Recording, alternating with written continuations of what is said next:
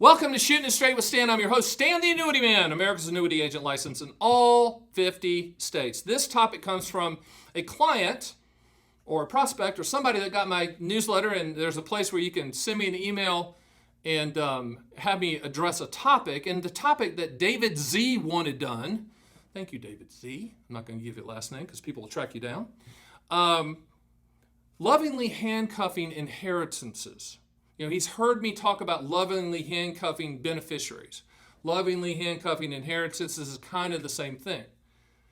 A lot of you out there have worked hard, scrimped, saved, built up a very nice nest egg, and you're going, okay, clock's ticking. As we all know, it's going to end one of these days, right? Your Learjet's going to hit the mountain, your Ferrari's going to hit the tree, your tractor's going to, tumble over the side of the thing. You're going to jump off a cliff and your parachute won't open. However you want to end it, what do you do with that inheritance? Do you give it to them in a lump sum so they can buy a Lamborghini with cash and then helicopter into your funeral like my youngest daughter would want to do, or my oldest daughter too?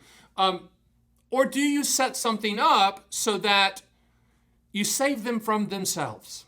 I mean, we all have children that they all come out differently. Nod your head. They all come out, and that personality is intact day one. Nod your head. And some of them are go-getters, and some of them are wandering ambiguities, right? They're just kind of wandering around and complaining about life while living under the capitalistic umbrella that you provide. Hell up. Okay? So what do you do? What do you do? And I get calls all the time. I got a call from the guy the other day, and he wanted to buy an income stream for his son. And my comment and question is, do you trust him not to just cash it in and get the lump sum? And he goes, no, he's good. He's not going to do that. Because we can set it up to where you're the owner, they're the annuitant, meaning they can't call about the policy and get the money out. They're going to get the payments. We can structure it in myriad ways. And that's one of the ways that we do it. But if you don't want to give your money away early, for instance, for me, my parents, hard workers, they didn't really have that much money, but my mom's still alive, but they didn't have the ability to give money away early when I actually needed it when I was first married 37 years ago. God bless Christine. What a martyr. But the point is, you might want to make a decision. Do you want to give it away early and have your kids utilize it when they really need it when they're first starting out? I've made that choice. That's my choice. Do I have something set up that's triggered upon my death? Yes. But a lot of what I've built up, I'm giving away to my kids now so that they can utilize it and they don't have to live and scrimp and save like I did. And a lot of you are saying, Stan, it's good for them to pull themselves up by the bootstraps. It's good for them to struggle. I don't want my kids or grandkids to struggle. If that makes me a bad dad or granddad, then I'm a bad dad or granddad. I just don't want them to have to go through what I went through because it's hard. So, handcuffing your beneficiaries to me is, instead of the lump sum, creating a lifetime income stream for them. Yes, they will hate you for the lump sum that they're not getting, but they will love you every month as that's hitting their bank account. So what I would advise you to do is meet with your estate planning lawyer. If you don't have one, get one. And you can set up a trust that says, when I die, Johnny and Jeanette, my son and my daughter, they get a lifetime income stream, an immediate annuity, a single premium immediate annuity is purchased for them at the time of my death or at the time of my wife's death for them to get a lifetime income stream. Now understand that we don't know what that payment will be until you die, because at that point in time, the lifetime income stream will be based on your child's life expectancy at the time that payment starts. But you can set it up with your trust attorney, the estate planning attorney, that says, Johnny and Johnette, I want them both to get $3,000 a month, choosing something, $3,000 a month for the rest of their life. Or you can say, Johnny and Johnette will both get $400,000 each, making that up, so that they can go, but they have to, trust dictates, they have to buy a single premium immediate annuity for lifetime income. That's lovingly handcuffing the beneficiaries.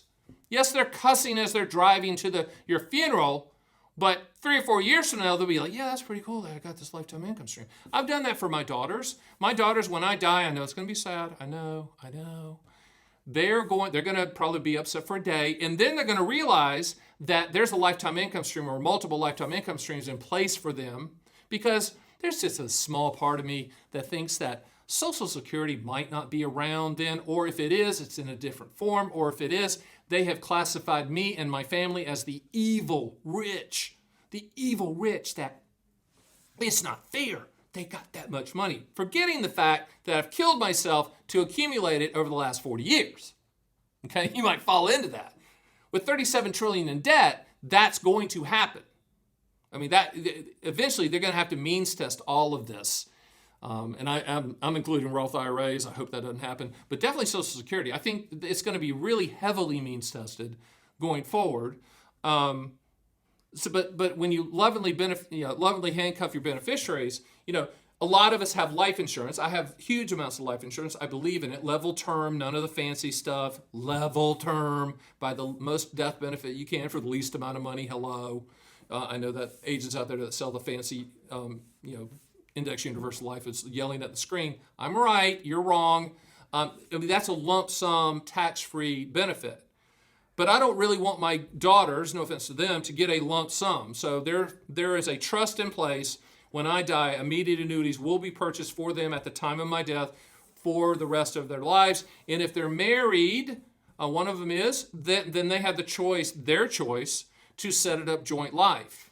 And the estate planning lawyer knows that as well. Hopefully, my daughters will buy their annuities from the Annuity Man. Wouldn't that be a twist of fate if they went to somebody else? But that's okay if they do. I want it in place. But to answer David Z's question, inheritances, especially in cash form, you can set it up to make it a payment form for as long as they are breathing. And you can also structure it, and you can tell the lawyer to structure it so that if they die early, 100% of any unused money goes back to the family.